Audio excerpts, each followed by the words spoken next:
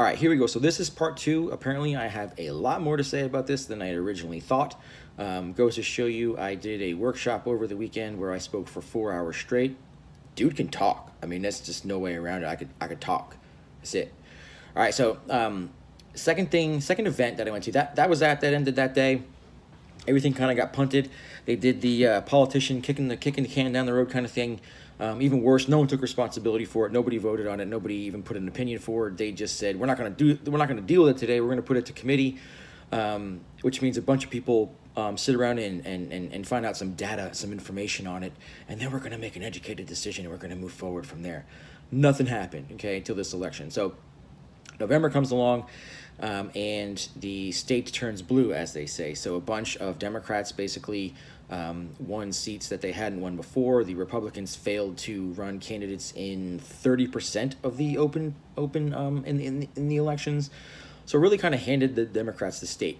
Okay, anybody who was paying attention knew what the plan was. Okay, so none of what's going on right now is a surprise to anybody who was paying any attention at all. Okay, so they go in and all kinds of bills get proposed. They pre-file a bunch of bills. They're allowed to do that even before the session starts, which just started this month in January. They pre-filed bills back in November, like the day they got elected. Okay, what was included in those bills was a lot of stuff, included gun confiscations. Yes, literally, they're coming to take your guns, despite all the folks who continue to tell me, Matt, don't worry. They're not coming to take your guns, bro. They just want to make things safer. Wrong. Wrong. They come to take the guns. Okay, that's it. Red flag laws, which basically means that if a coworker, friend, family member says, hey, this person's unstable, without any due process, without being arrested, without going before a trial, without going for any kind of psychiatric evaluation, the magistrate or judge or whomever it is can basically, they say, hey, this is the report that we have on this person. You don't get to say, it's called due process, and you're supposed to have that. You don't get to have any kind of defense of yourself whatsoever.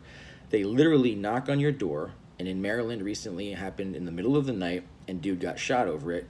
They knock on your door, they demand that they have a warrant, they come in and they take your guns. Okay, no due process whatsoever. Guilty until proven innocent. You then get the opportunity to try to prove you're innocent. Try to prove you aren't going to do something they say you're going to do. If you can explain to me how you are able to actually prove yourself innocent of a crime that you didn't commit because somebody said that you were going to do it or that you were unsafe, please explain to me how that works, because I have absolutely no clue how that is supposed to work. Okay, this is the stuff that they put out there. Single handgun a month, some of the other nonsense, suppressors, that kind of stuff. They were going to ban those outright. That was what got proposed. A whole bunch of stuff got proposed. An immediate reaction from the state happened. County by county by county, by locality, by city, by town, by everything that could possibly put itself out there and do either an ordinance or a resolution to become a Second Amendment sanctuary, meaning they were not going to carry out any of the new laws that got passed. Started to pass across the state. At this point, I believe that there are either 114 or there's over 110, 115 localities, meaning city, state, counties, that have declared themselves Second Amendment sanctuaries. There's plenty of maps out there that you can look at. If you look at Second Amendment sanctuary, you'll see there's these tiny little black dots, and what those are the only places left in the state who have not declared themselves a Second Amendment sanctuary. So the Second Amendment sanctuary board meetings started to happen across the state. What was happening at those board meetings was they were having countless people go in front of these boards and talk about why the Second Amendment was so important to protect. At those meetings, there were people attending those in the smallest counties and localities in the state, numbers from a couple of hundred, 200, 300, all the way to some that were more than 3,000, okay? That's unheard of in any kind of local political arena. You don't see that kind of turnout for anything. The entire gun control, all of these bills have been passed under what Governor Northam has been calling a mandate. He's given a mandate because of the previous election.